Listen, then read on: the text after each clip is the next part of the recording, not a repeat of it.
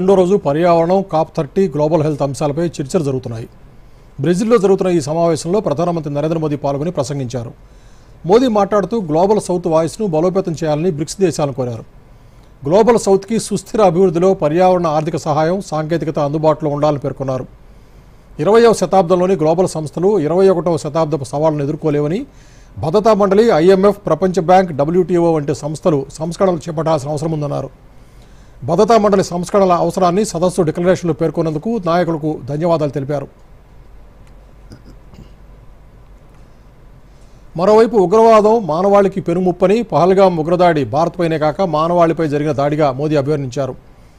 ఉగ్రవాదానికి ఆర్థిక సహాయం, ప్రోత్సాహం, ఆశ్రయం ఇచ్చేవారిని కఠినంగా శిక్షించాలని కోరారు. ఉగ్రవాదంపై ద్వంద్వ వైఖరి కూడదని బ్రిక్స్ నాయకులు పహల్గాం దాడిని తీవ్రంగా ఖండించినందుకు మరోసారి ధన్యవాదాలు తెలిపారు.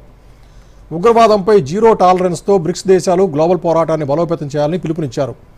పశ్చిమ ఆసియా నుంచి యూరోప్ వరకు జరుగుతున్న సంఘర్షణలు ఆందోళనకరమన్నారు. సంఘర్షణల పరిష్కారానికి దౌత్యం అవసరమని, భారత్ ఈ దిశలో సహకరించడానికి సిద్ధంగా ఉందని చెప్పారు.